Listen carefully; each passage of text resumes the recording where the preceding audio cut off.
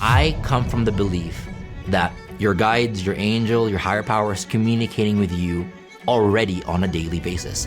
They see past, present, and future, and they read energy on a collective basis. People don't understand intention goes a long way. That's energetic boundaries. Things that matter and that are make or break, I'm gonna go way higher. There's a collective set of beings out there that are in other dimensions that at different times in our lives we might interact with.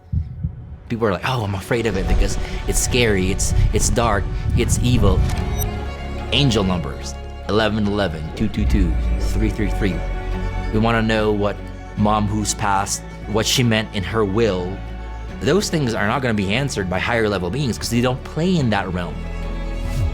I think there's a lot to learn from Jesus. People call them ascended masters. I want to tap into sacred geometry and the mysteries of the pyramid. Then their guide might be Archangel Metatron. I always ask for level 10 signs. Make it intense and make it everywhere. I realize there's a lot people don't know about.